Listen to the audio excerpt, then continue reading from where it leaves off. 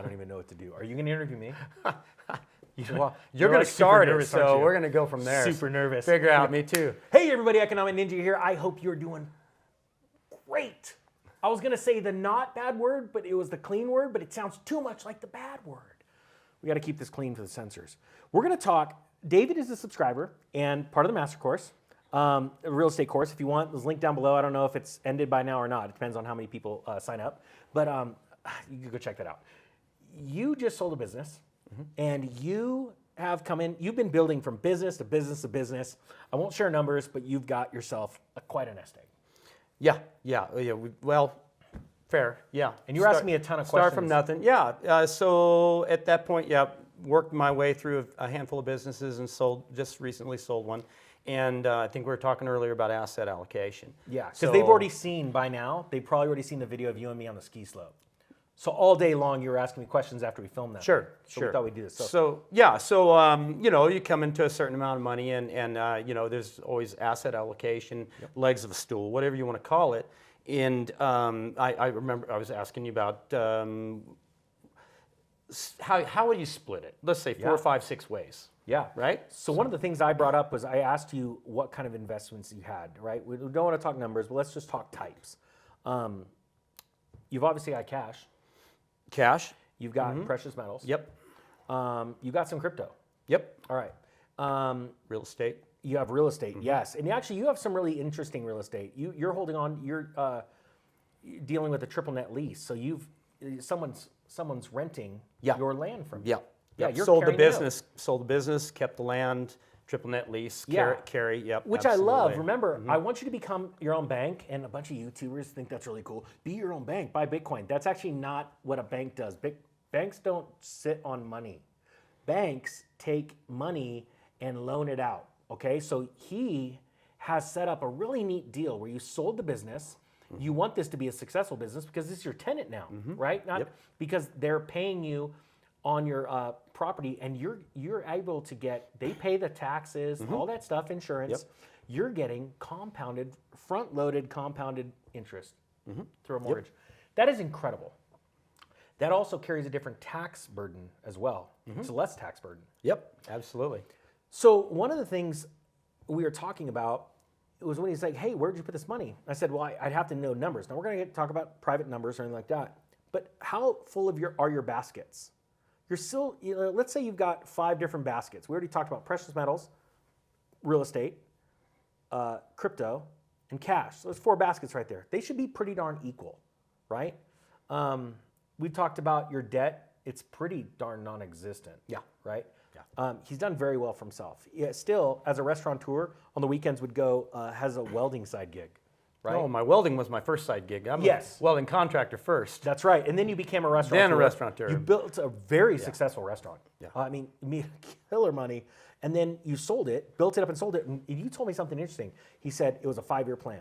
He knew how long he wanted to be in something because we're a lot alike. We're, within a year age gap. Yeah. We started selling candy at school kind of thing, newspaper, car wash. Serial entrepreneurs. Yeah. And you should never be comfortable. You should never be in the same thing for very long, right? And so what's funny is one of the 5th basket, we brought up 4, right? The 5th one is he said he wants to do tax liens and deeds. And he asked me, how much should I put into tax liens and deeds? And something really interesting came up. I gave him a number based off of his numbers for liens. I said, hold off on deeds for a little bit because we've got some time. We want properties to really bottom. And I want more the less people showing up at auction. But I don't. You guys don't know. Oh yeah, wait. You don't exist. You're not in the camera. Sorry. I'm getting excited. Matt called me today. Oh, you already know. Yeah. Well, I was with you. No, I'm not gonna tell you. Yeah. Coach Matt from the tax lien course drove almost every single county in Arizona, except for 3 counties, in 3 days. He went to an auction in Park, Arizona. 2 people showed up for the auction. I know. Don't make any sound. It's just us. There's people behind the cameras. I'm not joking. Like, people are like, there's competition. I'm like, Matt's like, yeah. I just can't get over it. But what's crazy is you brought up something really cool. I said, yeah, put this much into tax liens and let's make some amazing interest, right? 18, 36%, whatever, all these fines and all this. It's amazing. But you actually already found another way of getting an amazing interest rate investing in microloans in other countries. Yep. And there are companies that are doing this. Now, they're not backed loans, but they're at high interest so that people can start businesses or do things. Yep. So there's definitely inherent risk with it. Yeah. So when you're dealing with that, you're like, okay, one of my baskets is I want to put money to work and bring in interest, right? Which has a different type of taxation alongside of it. And people need to think about, as you become wealthier, even when you're not wealthy, I want you to think like you're wealthy. If you start thinking like you're wealthy, when you're not, you become wealthy. I know it sounds crazy, but this basket, then you'd take, let's say we were talking about $10,000, right? And you're gonna put 10,000 liens. He goes, well, I'd like to do this, non-asset-backed micro-lending to help people. They're at high interest rates, and what are the interest rates? 36%. 36%, which is, in line with credit cards in America, right? Absolutely. Okay. Yeah. So out of $10,000, why not put $8,000 towards liens, tax liens around the nation, and $2,000 towards micro-lending? See, this is being a bank. Yes. Yes. The next you thing don't we have need to to do work for the money to come in. and wait until we get into invoice factoring. Like, you don't even know. That's how banks actually make more money than anything else, but they keep it secret. It's a very dirty little secret in world banking. But you are now officially a bank. What's interesting is that I believe you're going to be blessed because you're lending, right? That's what God called us to be, lenders and not borrowers. Absolutely. But we have to be borrowers at first. Well, that's leverage, right? That's right. It gives you leverage. Yep, and once you get out of debt in your personal life, you start LLCs and businesses, and you borrow money inside of those, and you manage the borrowed funds, and you use that leverage to make money. So do you remember any other questions you were asking me? Wow. I never get me on the anyone spot to interview now. me. Put and me on the he's spot like now. full on asking me all these awesome questions, and this crap's just coming out of my mouth. I'm like, I don't even know where this crap's coming from, right? And I'm like, dang it, why don't you interview me? And so now we're in front of a camera, all professional set. Yeah, and all, right. And you forget. It's weird. No one interviews the ninja. Most people think that owning real estate and the tax liens are not. That's not being a bank, right? That is work. There's work involved in that. Yep. But there's nothing comes for free, right? Nothing comes without work. And actually, I'm trying to give everyone the information on a silver platter. It's just if they want to pick it up or not. Yeah. And that's I'm going to go buy those 2 tax liens if they haven't sold tomorrow. Right.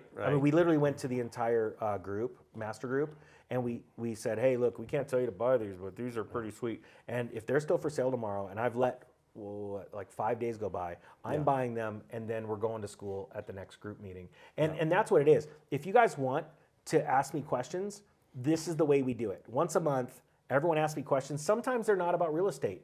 And the reason why they're not is because a lot of people in this master group hold alternative assets like David did. And so they want to know, like, hey, what do you think? Should I sell my silver right now? Well, it depends. How much do you have? Are you going to sell it all? What's the taxation? What are you going to buy with the silver? What's funny is a lot of people think about, okay, I bought something. No, I'm going to sell it. What are you going to do now? I don't know. And it just blows me away. And so that's where you're going to get the best bang for your buck. If you guys want it, the sale link's down below. Once we get, it's like a 3 or 4 day sale. And once we get a certain amount of students, we're cutting it off again. And we won't open this up again for probably a half a year. I appreciate all of you guys.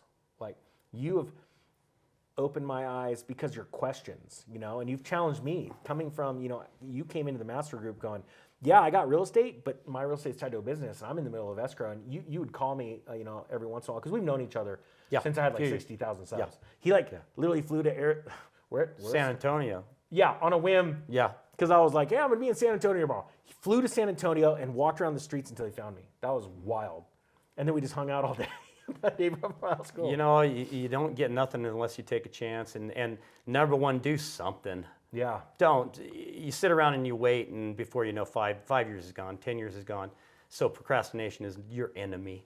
And look at just with crypto. We were talking about that today. Yeah. Like, gosh darn, like, why didn't gosh, both dang of it. us, why Dang didn't I it. buy more yesterday? Why didn't I buy more? So I'm going to go beast mode on you guys. But it's like, life is passing us by so fast. Yeah. And 2025 is going to be an incredible year. Yeah. Man. Absolutely. David, you are a horrible interviewer. Conversation is the same as interview, right? Dude, ask me questions. You like were asking tons of questions earlier. Don't like put me on the before spot. we hit like record. Yeah, it's like, and then just that's what happened. I love it. I love this crap. I love messing with people. No, thank you so much for coming on. Thank you you for helping me. Thank you. We're gonna go and grab dinner next. So Right Ninja's on. hungry, and you know, Let's go. we're gonna go have some fun. Thank you so much for joining me. If you guys want to ask me questions, join the master group. I guarantee you, after 1 year, I will change the way. If you listen to all those courses, I will absolutely change your paradigm, and we will put you from a poverty mindset to a wealth mindset. I'm not joking. Give me 12 months. The course is priced, I think, very reasonably for what it is. The Economic Ninja is out.